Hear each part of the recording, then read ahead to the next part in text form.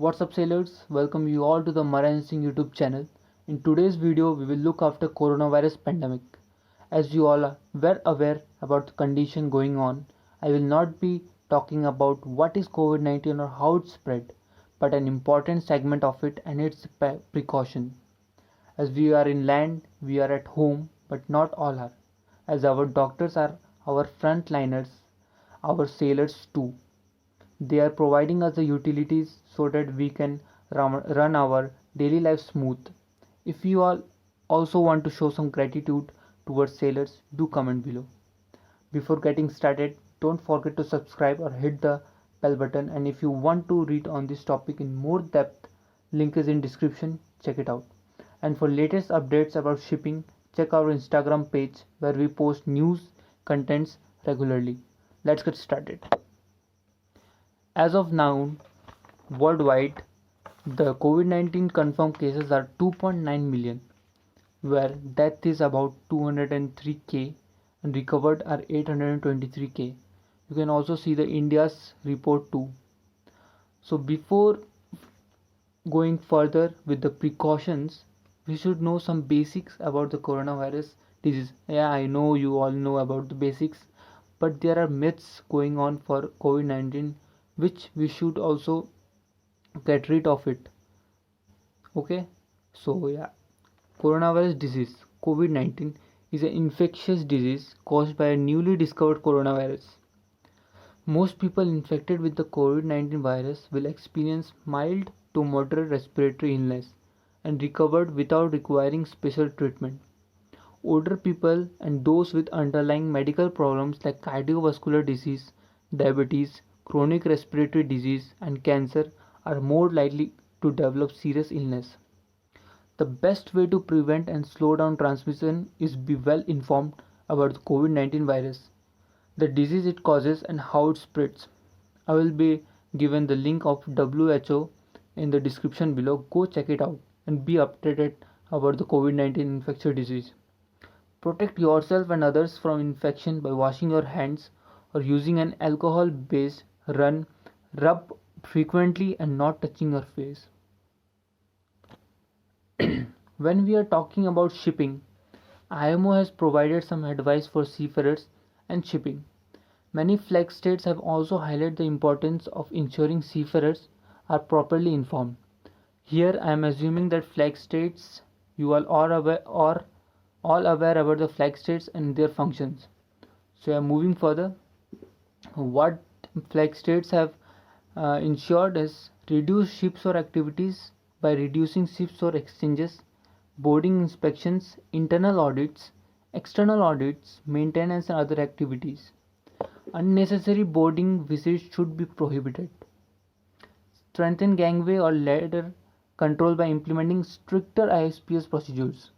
It would include enhancing the stairway control, checking the credentials of all personnel boarding the ship, and checking their temperature and logging it. If any shore personnel are suspected to have flu-like symptoms, access should be denied. Restrict entry of agents, tally, foremen, suppliers, and other foreign personnel into the crew living area to reduce contact between ship and shore personnel. So here this next point, as we are sailors, we are well aware about the PPE. So this point is about the PPE for COVID-19. So strengthen self-prevention. Example, by wearing surgical masks and not interacting with others on board or ashore if there are flu-like symptoms. Maintain good hygiene in accommodation areas. Example, frequently cleaning desks, door handles, switches, telephones, etc. So the onboard mitigation measures. So if someone on board ship shows symptoms of COVID-19, please don't panic. In the event of a suspected diagnosis of COVID-19 on board a ship, seek immediate expert medical opinion. The master should report the event as soon as possible to the next port of call to allow the competent authority at the port to arrange, depending on the situation, medical evacuation or special arrangements for disembarkation and hospitalization of the patient and laboratory diagnosis. As you all know, this disembarkation in this period is not at all possible.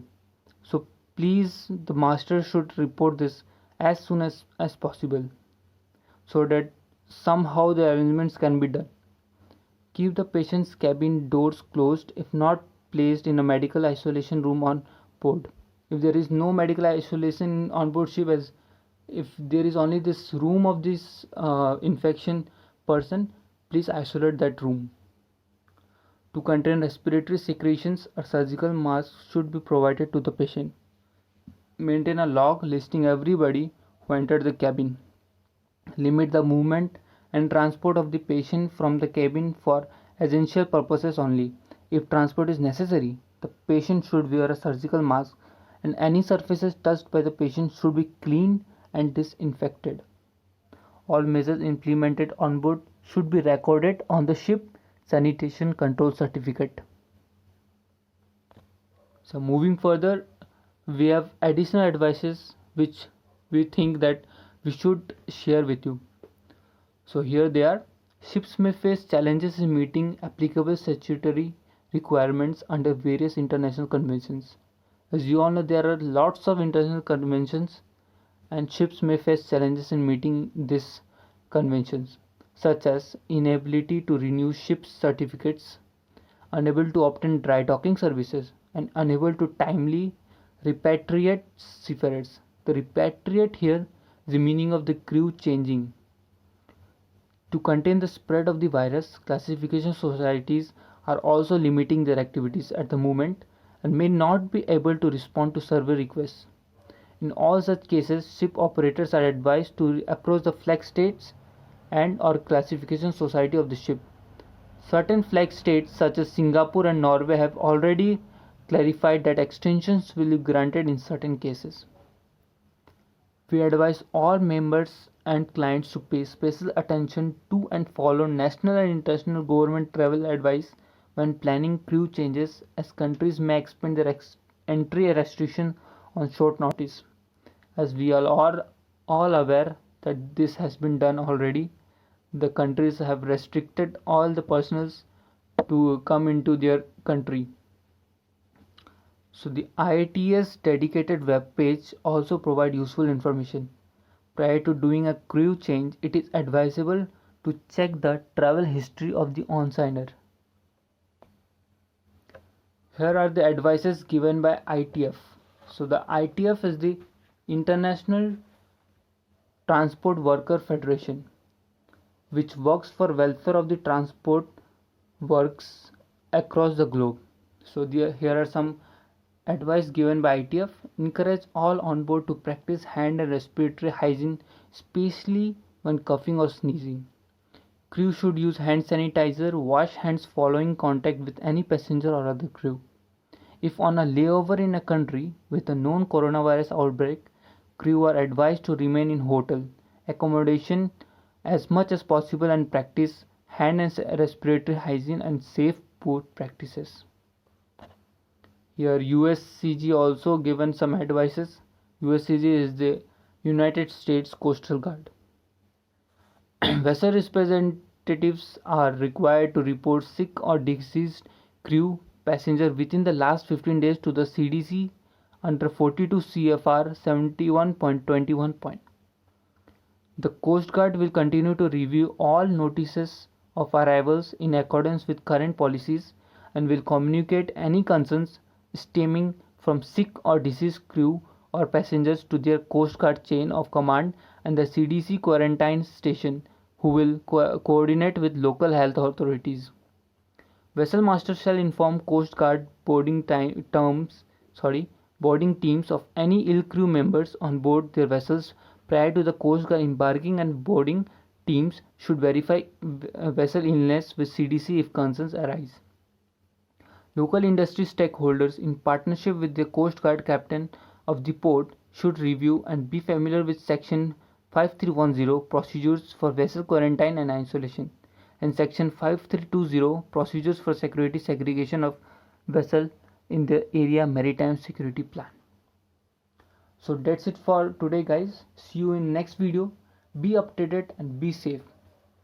Don't forget to subscribe and like the video, and do comment if you have any question. Thank you so much.